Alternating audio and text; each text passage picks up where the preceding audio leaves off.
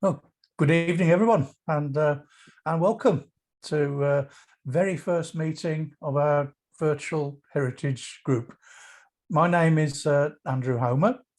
I used to be secretary of the Black Country Society, mainly during the lockdowns. But then at the end of the lockdowns, we decided that we were going to move to Devon. So obviously I couldn't remain as secretary, but I'm still a member of the committee. And I log on using Zoom. So the idea for doing this actually came from the lockdowns because we were forced to do an AGM, annual general meeting, during the lockdowns, and that was done by Zoom. And we were quite surprised at the number of really, really positive comments we got from people saying that, well, this is the first event in 40 years we've ever been able to attend because we don't live in the Black Country. And it proved to be extremely popular. So that gave us the idea of trialing these virtual heritage group ideas. So we've got 5, I think, planned, Chris. Indeed. As a trial. Yep. Obviously, because it's so new to us, we'd be very grateful for any comments or suggestions that can be passed through to Chris on the website. They will be read, they will be looked at. So if you have got ideas, please do that. We've got just a few standard rules. Anybody who's used Zoom before will know these rules. We've got everybody muted at the moment. Comments, questions on Chris's talk are very, very welcome. If you could put them in the chat initially, what we thought was if you could put at the end of your comment or question, either speak or read, or S or R, and then we'll know at the end whether you want to voice your question or whether you want me to simply read it. We don't mind either way, but it's nice to actually hear from people. So if you could do that, we'll see how that goes for us. And let me just see here. Oh yes, speaker view and gallery view. For people who've perhaps not used Zoom before, if you're on a PC, on the top right-hand side, there's a little button, and that will enable you to switch between gallery view, where you see everybody, and speaker view, which obviously will just show you the speaker. I can't speak for any other devices, Apple or Android or anything else. I presume a similar button exists somewhere on there, but I'm afraid I don't know where. Just to quickly introduce our small team, we've got Chris Baker, who is our webmaster and also in charge of social media. And it's actually Chris, I'm going to introduce him properly a little bit later because it's Chris who's going to give our first talk. We've got George McFadyen, who is all things media, and he's going to be recording meetings, including this one. But don't worry, he's only going to be recording Chris as the speaker, so you don't need to turn your videos off for the fear of being broadcast across the country. It's not going to happen. And we've also got with us tonight, we've got Keith Robinson, who is Vice Chair of Black Country Society. Unfortunately, Malcolm had got another engagement, couldn't be with us. But we welcome Keith. And Keith's just going to give us just a few words of welcome. Over to you, Keith. Yeah, thanks, Andrew. I think you've covered most of it, Andrew. But something like 50% of our members live outside of the 4 boroughs. So we've been conscious for a long time that although we hold monthly meetings at the courthouse in Dudley, half our members perhaps are not in a position geographically to attend them. So we welcome everybody tonight with this new venture and hope that you enjoy it and that you're able to join in the future and pass the word along. We're hoping to at some point advertise these. I think, Chris, are we not in the Black Countryman after we've done our our experiments. So hopefully we will garner quite a number of people viewing outside of the four boroughs. So welcome everybody, and without further ado, over to you, Chris. Not quite to Andrew first. I'll do you a quick introduction, Chris. Aha. Our inaugural talk is by our own Chris Baker, and it's got the intriguing title of An Ecclesiastical Affair. And when I read that, it put me in mind of Pensnett's own version of All Gas and Gaiters, if anybody remembers that from the distant past. A little bit about Chris just before he kicks off. He was born and brought up in Pensnett and attended Bromley Primary School and Bromley Hill Grammar School. He spent his career up to his retirement in 2017 working for British Rail and the universities of Nottingham and Birmingham, working in the fields of civil and railway engineering. He's also an Anglican clergyman, and he currently lives in Lichfield and is acting, as I mentioned earlier, as the Society's webmaster and social media manager. So Chris, over to you. Okay, thank you. I will share screen. The host has disabled screen sharing, so George, you need to let me share a screen, please. Yep, should be able to now. Okay, thank you, George. Thank you. And there, I hope you can all see it, and probably with a little picture of me obtrusively at some point on the screen as well. If things appear to be going wrong, then George, Andrew, just chime in, will you please? I won't mind.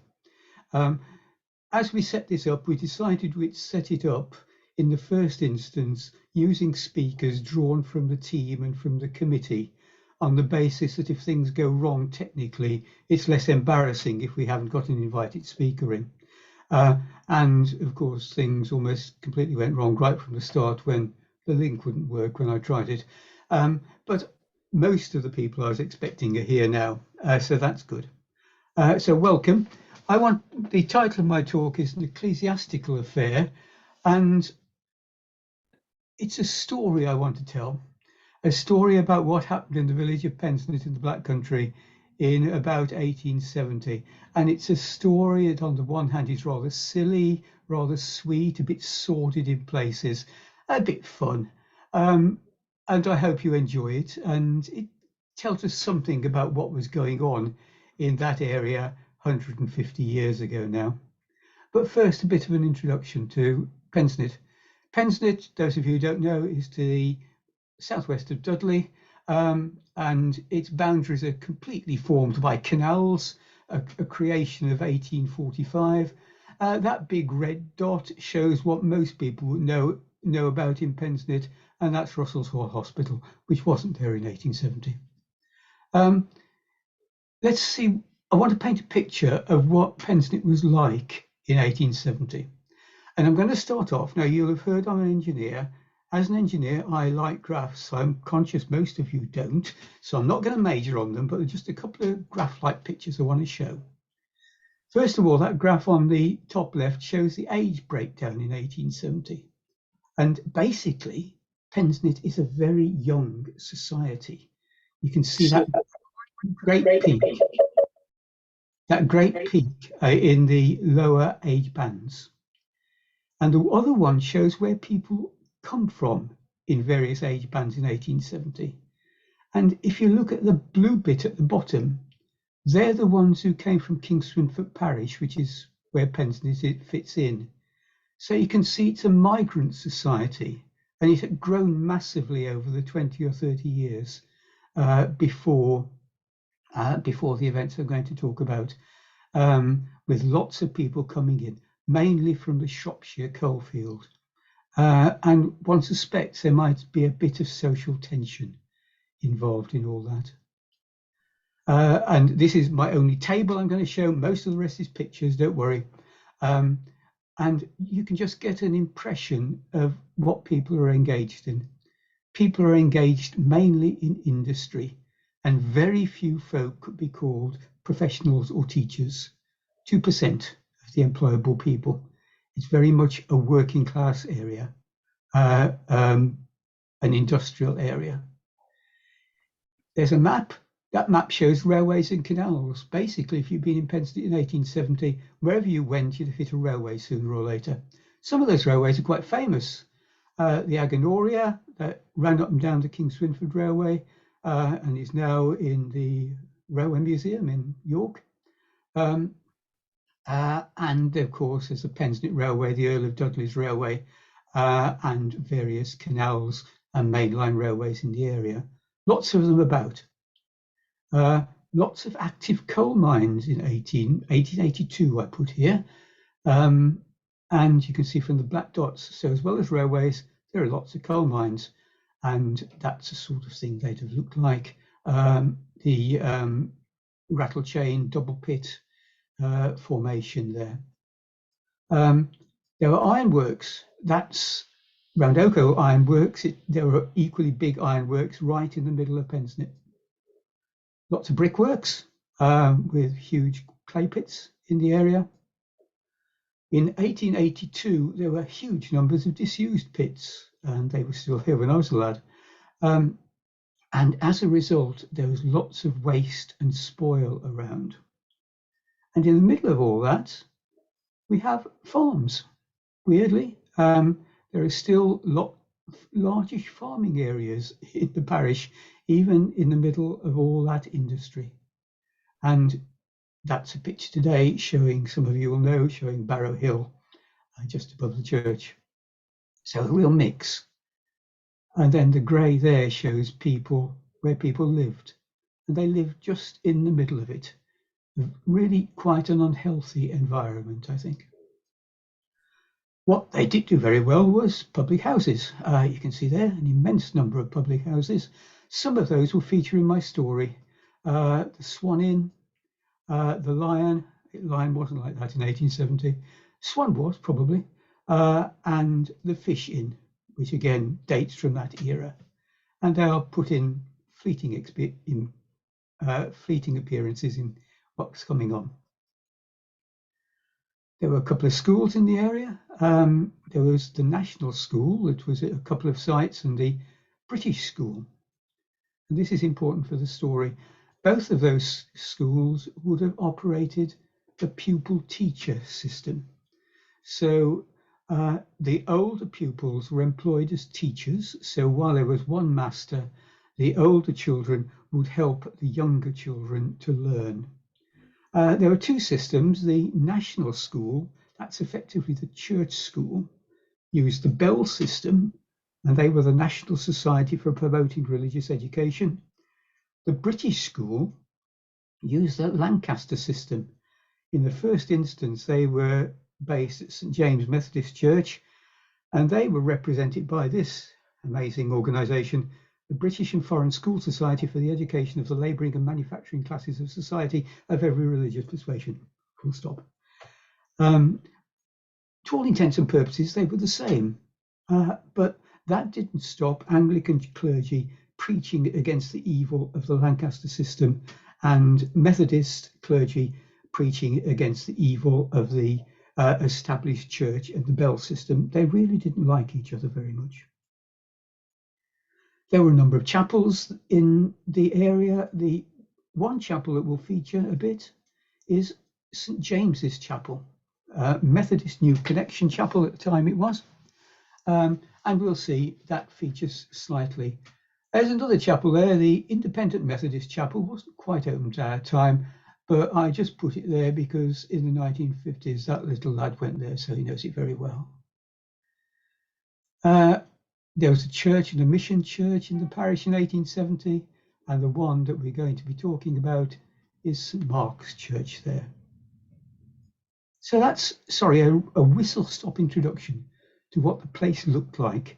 A thriving industrial community, working class community, probably not, as they say, a terribly healthy one. But St Mark's Church, and that's a current view of it. It's really quite a grand edifice. Some would call it the Cathedral of the Black Country. It was built in 1849. It was given on land given by the Earl of Dudley, who wasn't the Earl of Dudley when he gave it. He was simply Lord Ward. And it was designed, as you can see, with a tower. However, the gift of the Earl of Dudley wasn't all that it seemed, because it was on very heavily mined land. And as they were building it, they decided the tower was never going to stay up, so one was never built. But as I say, a very, very grand edifice. And we can see what it looks like. It looks like today. Very nice church. This is a map from early 1880s. I think it sort of illustrates what I want to say. But you can see the high street in Pensnett going across the middle.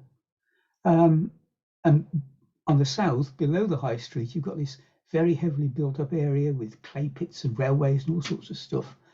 To the north, we've got these really rather pleasant wooded areas, and that's where the church is and the vicarage is. It almost feels like a different world, to be honest. You can see even there was a social segregation in some way, and very much, even right the way through to my boyhood, I would say, the church was for the aspiring working class, the middle class. The chapels were for the rest.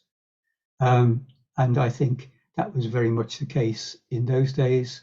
In political terms, church folk tended to be Tory, and the chapel folk tended to be liberal. There was such a divide. Okay, coming on to the vicars of Pensnett then. 1849 it started. The first one, don't know a lot about, Francis Fowke, vicar until 1856. Then Richard Brown, Flint Brown Winslow, was for 3 years, and is the only vicar of Pensnett to die in post, and he's buried in the graveyard. And then we come on to Richard Webster Booth. He was born in 1831, vicar for 9 years from 58 to 67. His wife was Charlotte, and they had one child. He was educated at St Bees Theological College, which St Bees is a lovely place on the Cumberland coast where we've been for holidays. And you can still see the remains of the college around the church, not a theological college anymore.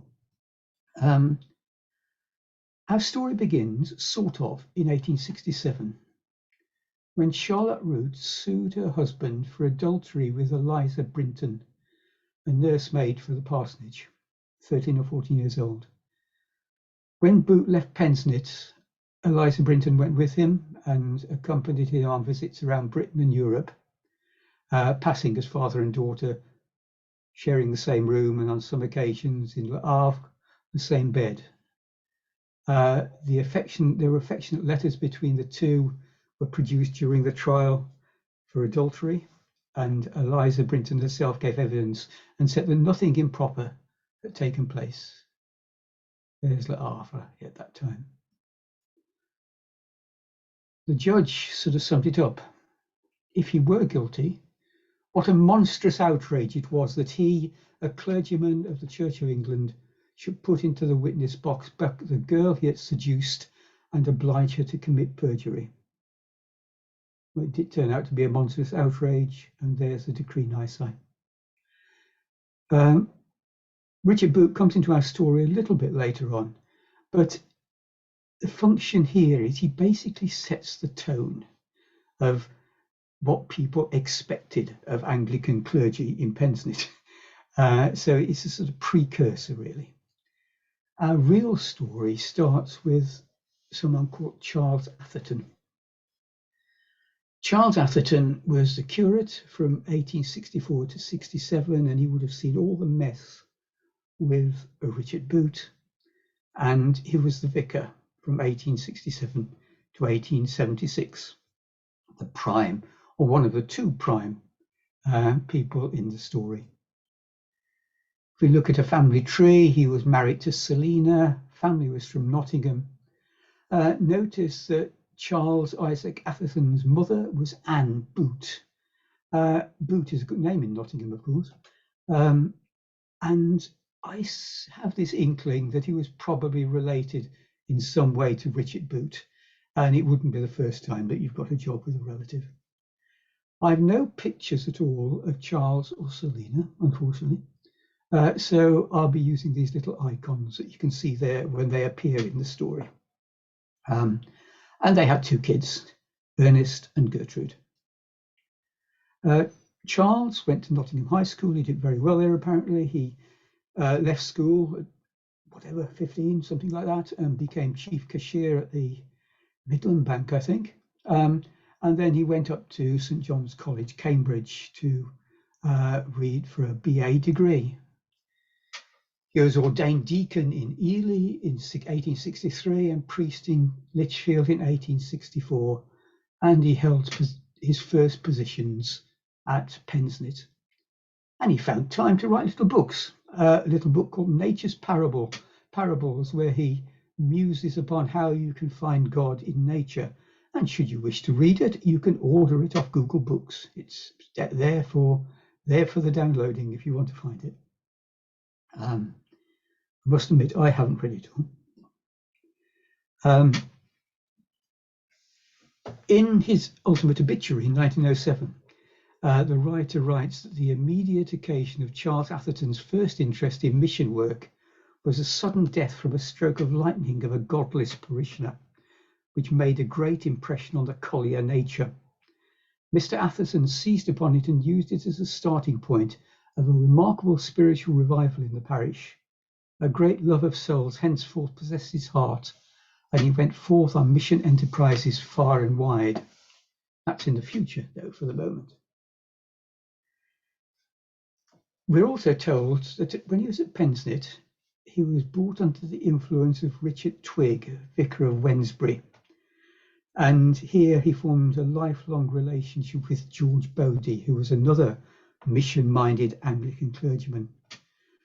St James's Wednesbury was the centre of Catholic evangelicalism with Twigg and Bodie. They mixed high liturgical worship with social concern, and they got it in the neck from the bishop for both of them for illicit low church practices like holding prayer meetings in parishioners' homes and tractarian or high church practices with crosses and candles on the holy table. They were dangerous bedfellows in some way for Atherton to have.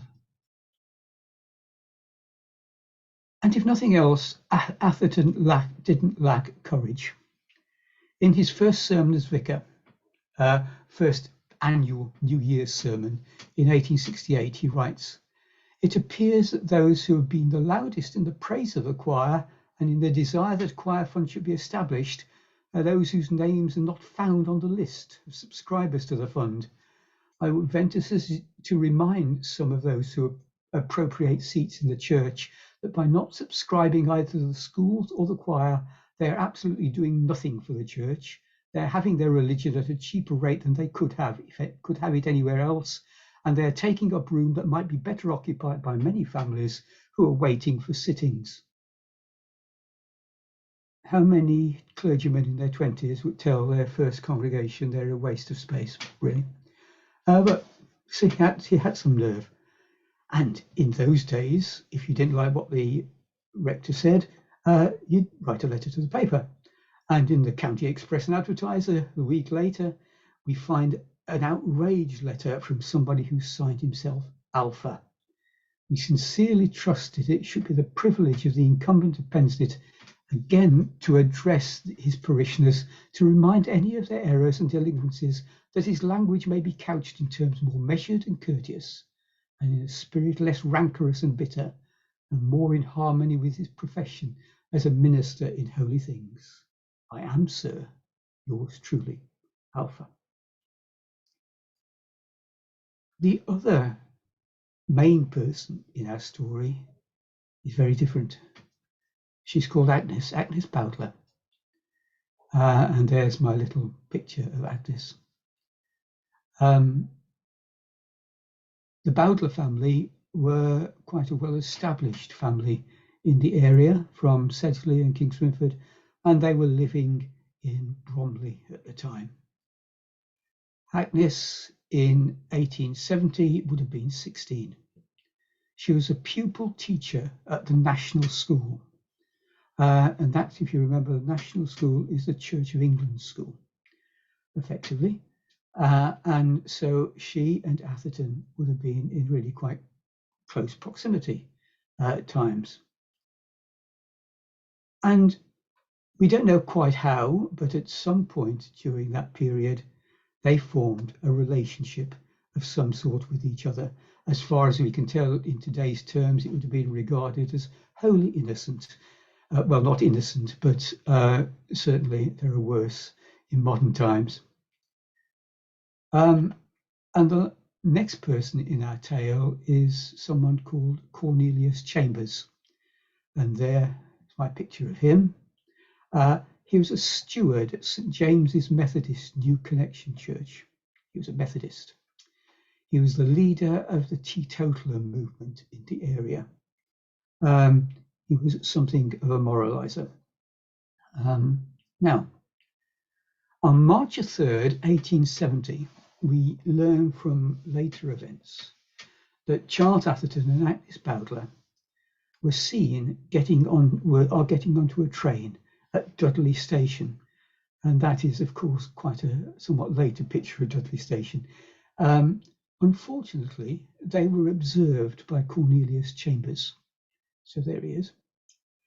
And those of you who know the railways in the area will know that to get to Birmingham at that point, you had to change at Dudley Port Station.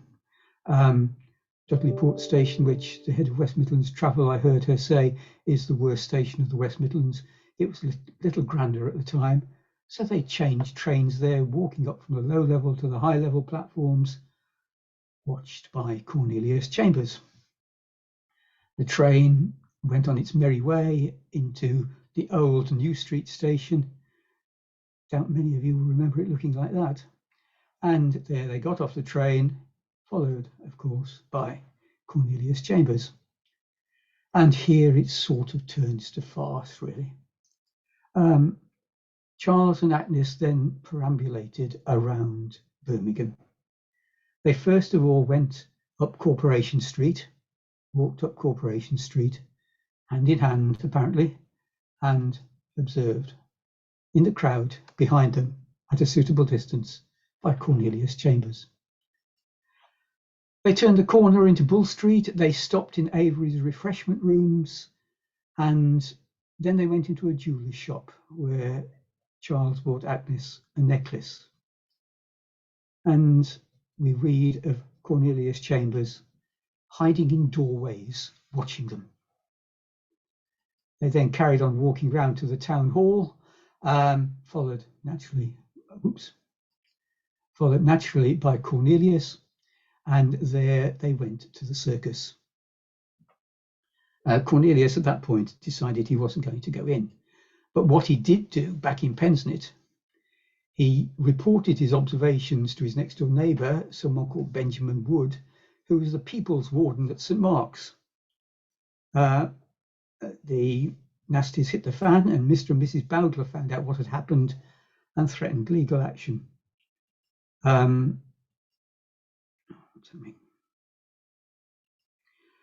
Atherton wrote to the father on March 14th, apologising for his actions, for denying them when he was first confronted, and for having caused him uneasiness. The letter was made public, and at that point, Atherton thought, I really had better write to the bishop and tell him what's going on. The bishop at the time, Bishop of Lichfield, because that's a diocese that Pensnett was in, it's not anymore, was a bishop called Bishop Selwyn, who's actually quite a famous man. He was a colonial bishop out in New Zealand. And you can see two pictures of him there, and it shows you what 20 years of being a bishop does to you, really. There was a church warden's inquiry that he set up, and Bishop Selwyn concluded that Atherton was not unworthy of the confidence of his parishioners. This was fundamentally seen as a whitewash, and the bishop was left in no doubt that he had to do something else.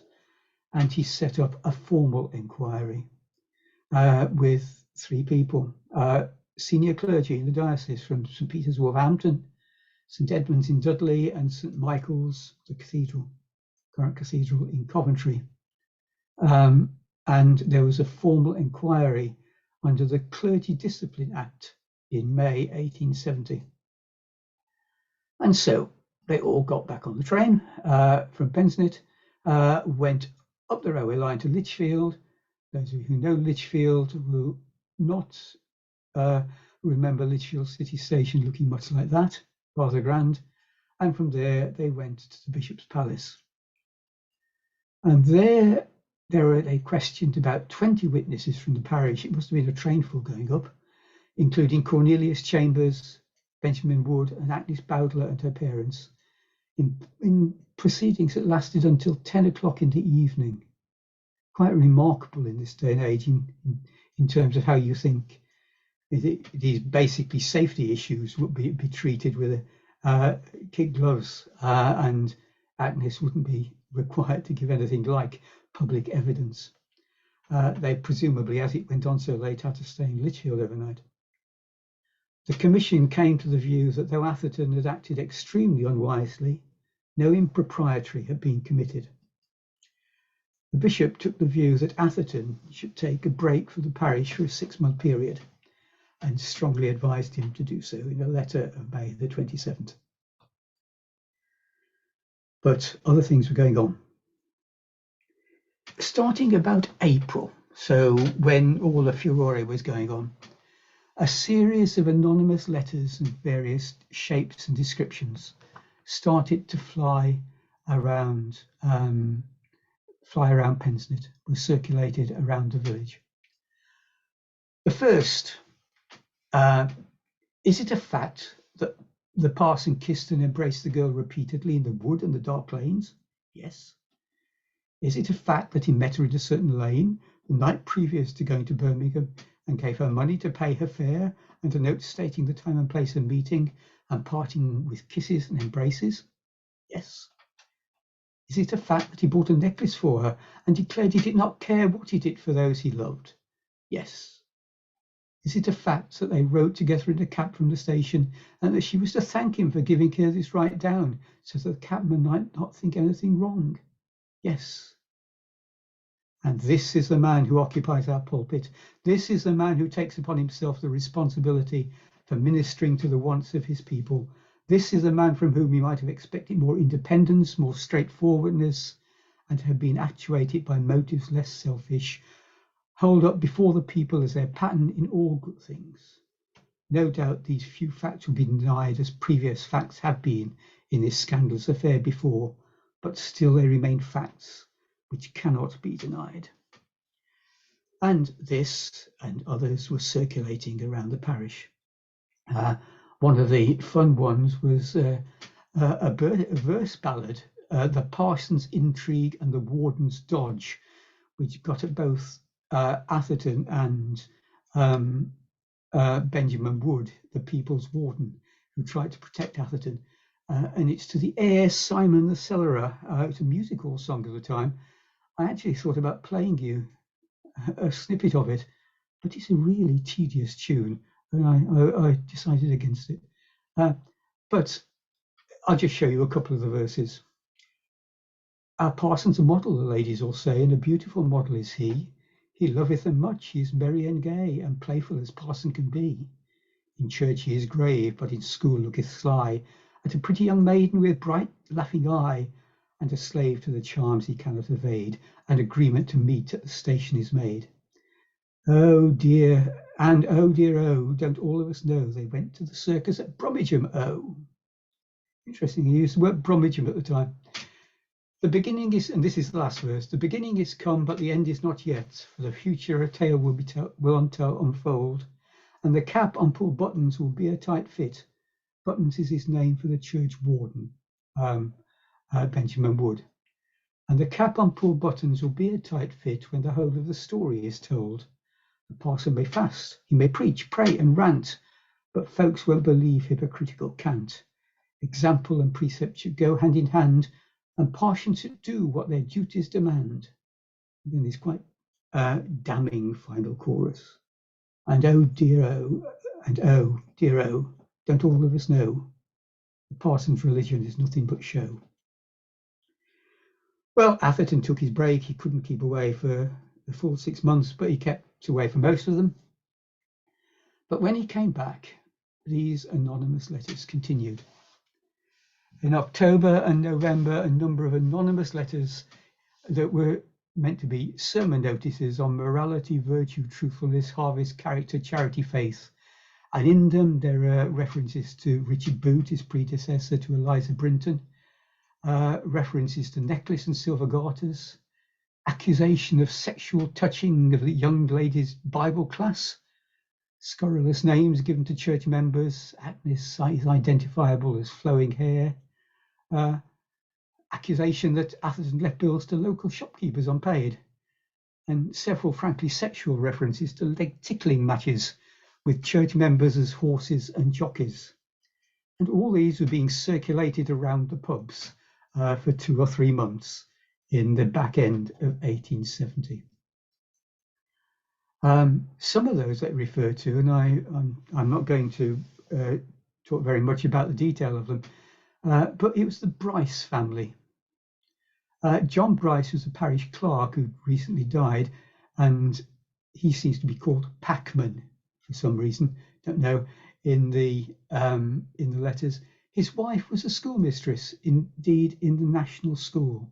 So she would have been Agnes's employer. She was called Packman's wife. Their children, Eliza, Packman's daughter, and their son, David Bryce, a coke and coal merchant who used to be singing the choir in church and allegedly had a dirty surplus, so he's called Dirty White in the letters.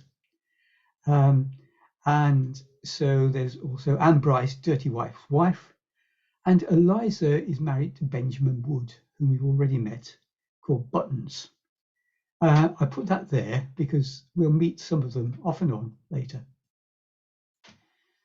But all this couldn't be allowed to go on, and with the bishop's permission, a libel case was brought.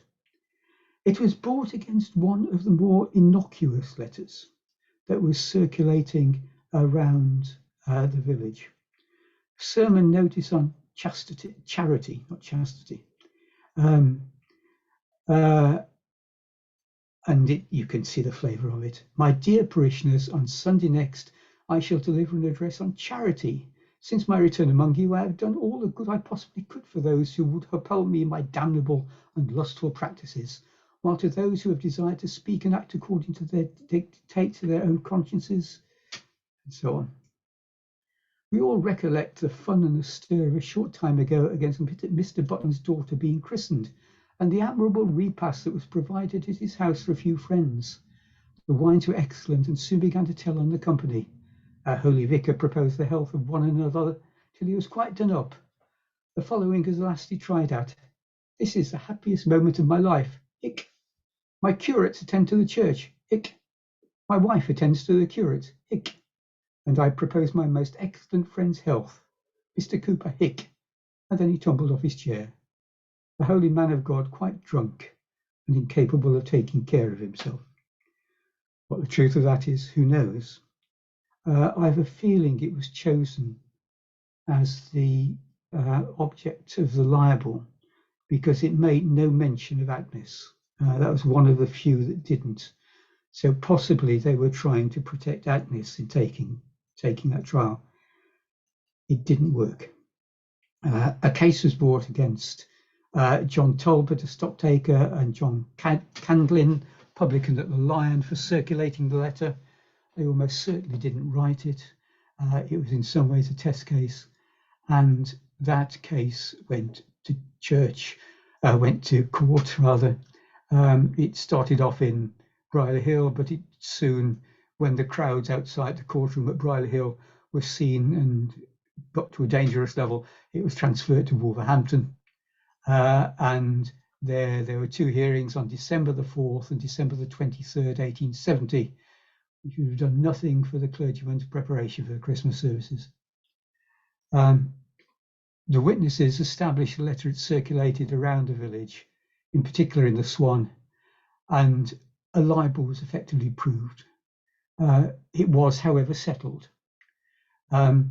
but not before the whole story got out and was reported verbatim in the press, in the local press, but also nationally as well. And if you go onto the British Newspaper Archive, you can find reports of this trial from as far afield as Kendal in the Lake District, or somewhere down in Kent or something like that.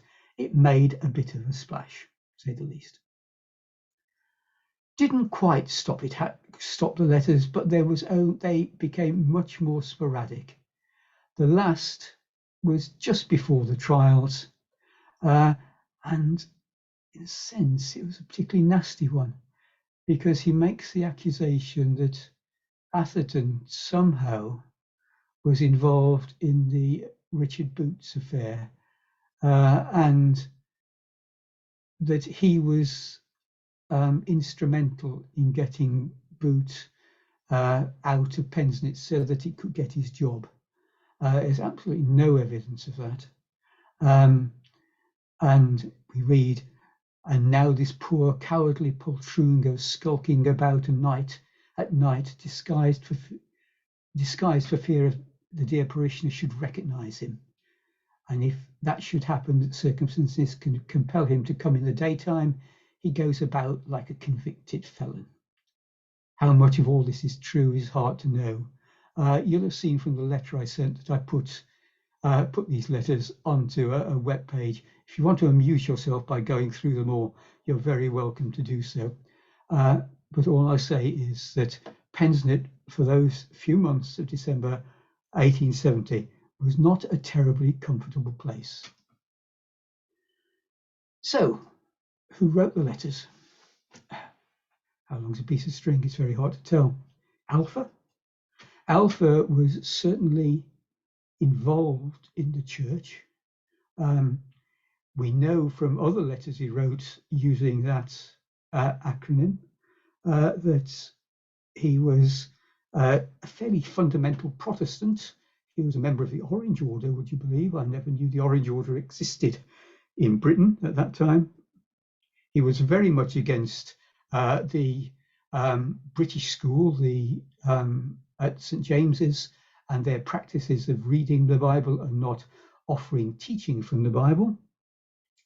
And possibly he was also a land agent. He was probably educated enough to write those letters. There's no certainty. Could it have been Cornelius? Who knows? Cornelius certainly stirred up trouble. Possibly he didn't know enough about the affairs of St. Mark's to be able to be the chief troublemaker. But there was, of course, an aftermath. So let's think now what happened afterwards. There was a census just afterwards, which puts things into history. The 1871 census of Pensnett shows us Atherton and his children and his parents at the vicarage, not his wife. His wife was at Carrington in Nottinghamshire as a visitor. Was that a direct result? She just happened to be going home, see some friends. Don't know. Agnes, there are two possibilities. She certainly wasn't at her home address. Her uncle lived in Stourbridge, and there they had on the census an Annie Bowdler, 17, a niece, which could have been her. There's another possibility there. You remember I told you about the Bryce family, and Elizabeth Bryce was Agnes's employer, obviously. And we read in the census for Cleary Mortimer a 16-year-old servant called Agnes Bryce. And it seems to me there's just a possibility that there we find our Agnes, who's been taken out of the situation by her employer, given her employer's name, and sent off to a friendly clergyman. A clergyman, and here we're almost entering into Jane Austen territory, with at the time 4 unmarried daughters in their 20s and 30s. probably the first is more likely, but I think the second is still a possibility, and it's worth having there for the fun of it. In later years, St Mark's Church settled down and promptly forgot about the whole incident. Doesn't appear in any of the official records, and during the course of the 70s and 80s, it started falling down the mines, and those problems have sort of persisted right through to the present day, I think. The national school became the Church of England School of St Mark's, which some of you will know.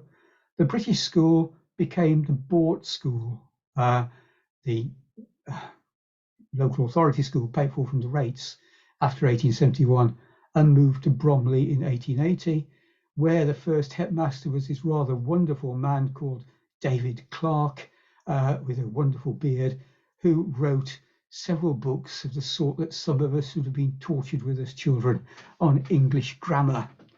And it was there that young fella existed in the 1950s again. Cornelius Chambers, we read of him a bit in the press. He became a Liberal politician. He was a school board member. He was a manager of an ironworks.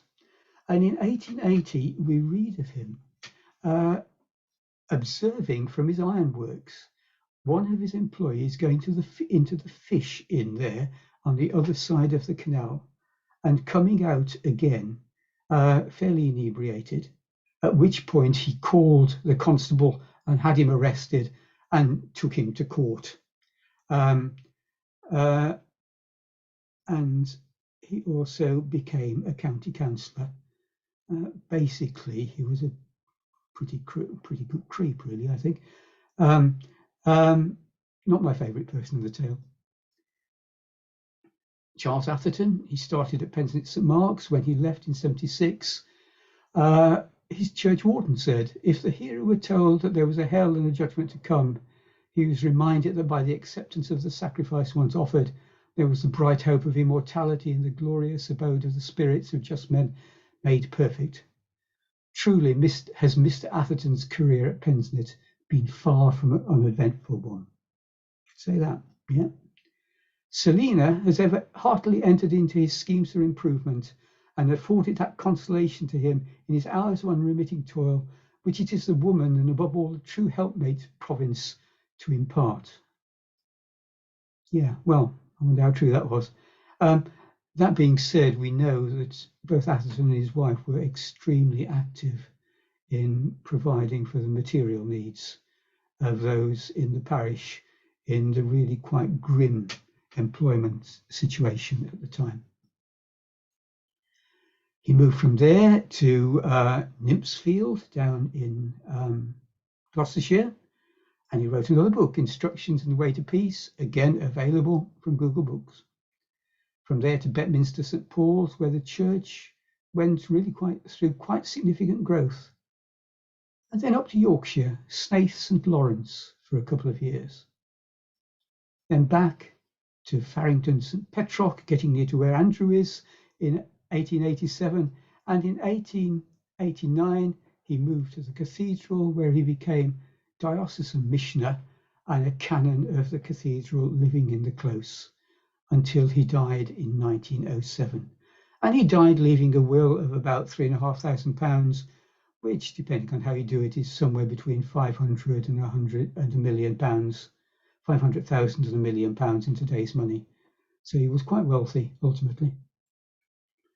And there is even a memorial to him in Exeter Cathedral.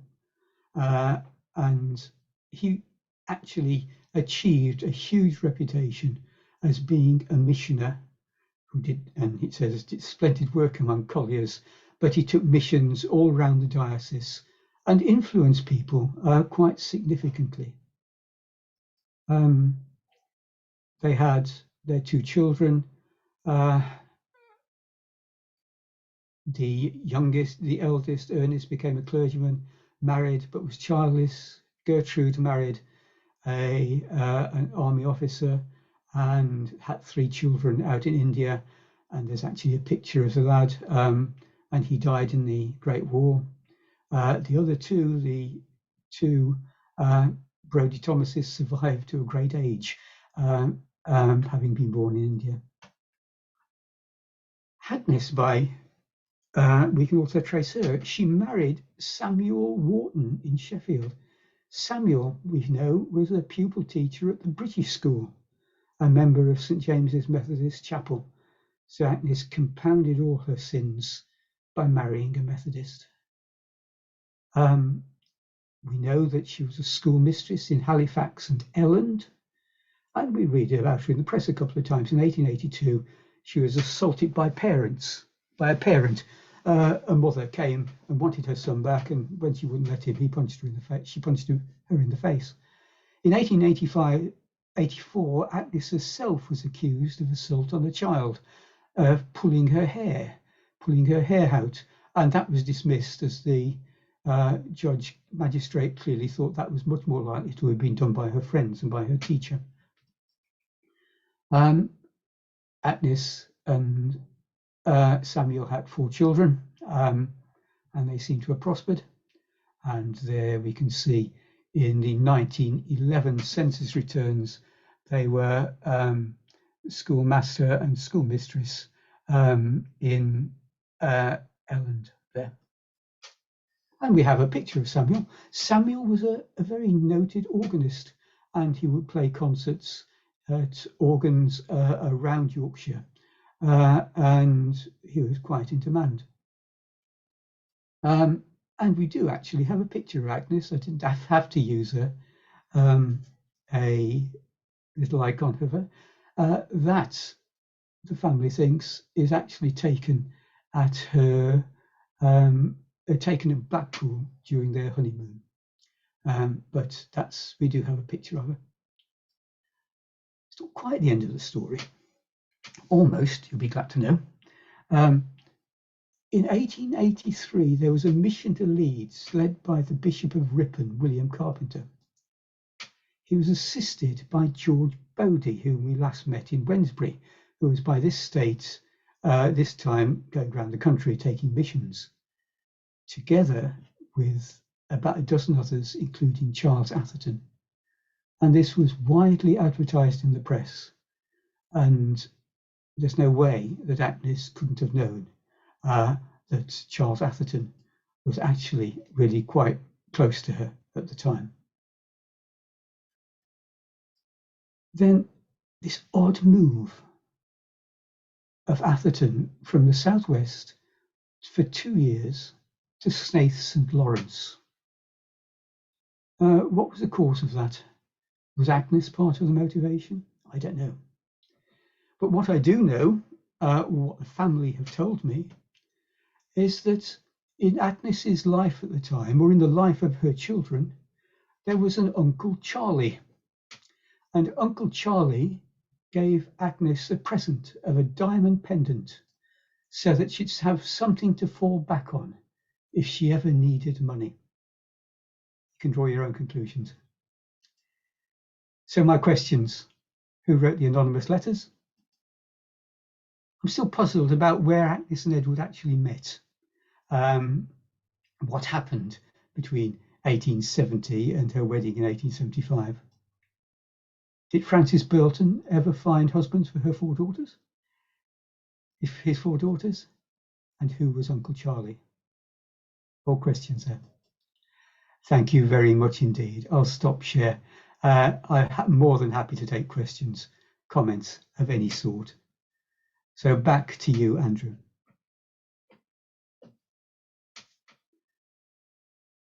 You're muted, Andrew. There we go, unmuted. Chris, thanks ever so much for a most fascinating talk. Can just imagine all the gossip and chatter that went on in the local public houses and on street corners while all that scandal or alleged scandal was going on. Let's have a look and see if we've got any questions down the side here and see where everybody's from. Oh dear, I don't think so. I think I've silenced everybody. Martin's had a problem with his app, kept crashing even after an update. Oh dear. If anyone would like to unmute themselves and ask a question vocally, you should be able to do so now. Thanks, George. Oh, thanks, George. That's probably easier if everyone's unmuted. Chris, it's Keith. Yeah. How did you get into this story? Well, obviously, I'm from Pensnett. I've been working on the sort of history of Pensnett. And when you're going through the newspapers, it's very, once you hit 1870, this is a story that dominates when you type Pensnett into the database. So that's where I got it from. And it was one of those things, you know, when you find out, you sort of pull a few threads and you can find out a lot more, really. All sorts of interesting things going on. How did you track the family? You mentioned later that about the stories. How did you find the descendants? It was actually quite difficult to track Agnes's family, or to track Agnes, because of course her name changed completely between censuses. But once I did make the connection, and once you make the connection, it's quite obvious. I found that actually there was the descendants had actually produced a family tree on Ancestry, and they had kindly put the pictures on. So I wrote to them, said, can I use the pictures? Should I need to? And here's what I found out. They wrote back to me, giving me a few snippets. This is very nice of them. Yeah. So, yeah. Oh, Kate saying, thank you so much for this. It was fascinating. Love all the Pensnett intrigue. I reckon we know who Uncle Charlie is. I think we probably do. That would be my, well, yeah, I think we probably do. I mean, what I find interesting is so different. It's treated so differently from how it would be treated today. Mm-hmm. With all that's going on about safeguarding at the moment. Yeah. Yeah. Yeah. Anything else? Yeah. Are there any general comments from anyone about the new format of our meetings? Suggestions for how we might go forward? Did people enjoy it? Is it something you'd like to continue with?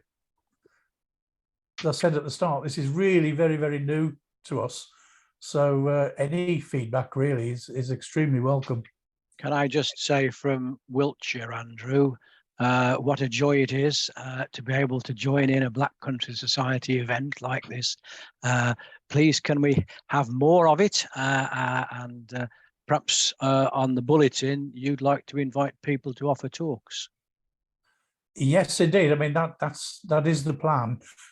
With the first ones, we thought we would just cover the talks with committee members, and you've got to put up with me next month, just for the first ones. But yes, I mean, the ultimate plan, assuming this is successful and we carry on with it, is that same as we would with the live meetings in the Black Country, we would invite people to come along and do talks for us. Yeah, absolutely. Yeah. I mean, the simple way of doing it was basically we asked the question, who has got an off-the-shelf talk they could give? And Andrew and I both have had. So that's why we've started with a pair of us, really. Yep. There are other comments coming through. Yes, we've got to just get to the top there. Oh, we've got quite a lot coming through. Let me make sure I don't miss anybody. Gloria said, I really enjoyed it. Not having to travel on a February night is great. Yeah, well, the weather, I don't know what the weather's like where you are, Gloria, but down here in Plymouth, it's been absolutely freezing. It was well below zero last night. Alison is saying it was a very interesting story and so well presented by Chris, as indeed it was. Martin, thanks for this initiative. Those of us with a childhood in the Black Country, but now in exile, appreciate such outreach. That's nice to hear. Thank you. Kate, really enjoyed it. Please continue the Zooms if you can. Well, we certainly will if they prove to be popular. I'm in the Black Country, but due to work commitments, it's sometimes hard to get face to face, and great to listen in when I'm eating some Boston fickle. That's the Black Country dialect there, Kate. And Amanda, most enjoyable, lovely, again, lovely not to go out on a cold night. Indeed it is. Jeff, wonderful presentation. Thank you, Chris. Justin, I thoroughly enjoyed the talk. Chris captured the impact of the gossip on Victorian Pensnett, certainly did. I will definitely look out for other talks. I'm a Brummie. Oh, well, I think we'll forgive that. but work in Bromley, and I'm fascinated by its history. So thank you very much for all those comments. As I said earlier, we've got I think it's 5 of these sessions planned as more or less an experiment, and then we'll be able to take the decision after that.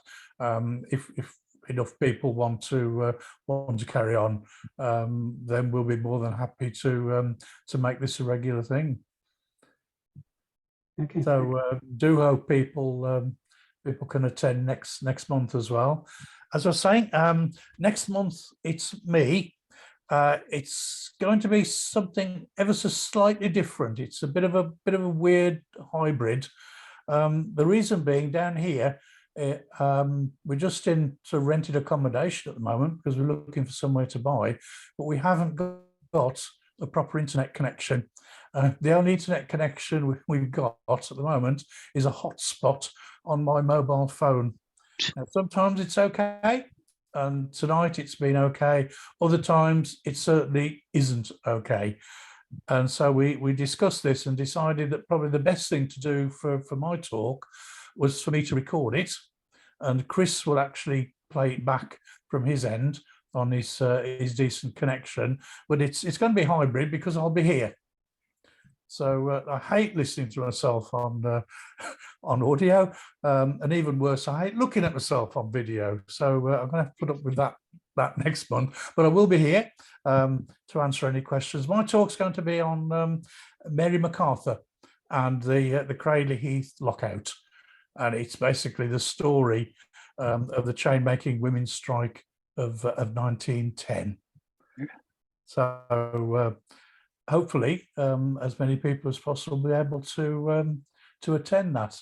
Oh, we've got 1 or 2 other comments come through, which I'll just read before closing. I'm just going back to where I got to. Jeff, wonderful presentation. Thank you, Chris. And okay, again, brilliant. Oh, brilliant! Can't wait for that. Oh, thanks for that, Kate. Hope you enjoy it when I finally get it recorded. It seemed to be the best way to do it. The other way was for me to do the audio and Chris to do some pictures, but that could get complicated. And to be honest, the problem I've had here with Zoom, and it has gone wrong, has been on the audio side. It goes sort of all warbled, which wouldn't be any good at all. So anyway, we've decided to do it this way. Hopefully, the majority of our talks will be live, or at least live as far as Zoom's concerned. And it's certainly the way I would prefer to do it, but just to be on the safe side. But as Andrew says, he will be there at the start and at the end, so it's a sort of hybrid thing. Yeah. Oh, Gloria, will you send the link to us automatically, or do we need to re-register? That's as I'm thinking at the moment, I think it would probably be best if you re-registered, but we'll need to think about the arrangements for the registration, because there are certain things that worked and certain things that didn't work for this particular meeting. But you won't be missed off. I'll make sure you hear about what needs to be done as people who've attended already. Okay, so don't worry about that. Great, thanks, Chris. And Eileen, looking forward to the next one as well. Thank you, Eileen. So excellent. So I think it's time to say good night to everyone, and really look forward to seeing you on the next virtual meeting, which I can't think. I should know the date off the top of my head, Chris, and I can't think what it is. Well, it's exactly the same date in March as in February. It's 8th of March, of course, because Right. there are 28 days in February. So I should have remembered that, shouldn't I? Yeah. As easy as it could be. So so I remains to say thanks again to Chris. Thank you for Keith to your introduction. Thank you to everyone for attending. Thanks for all the comments that have appeared in the chat, and we really look forward to seeing you on the next one. Thank you very much. Good night. Good night.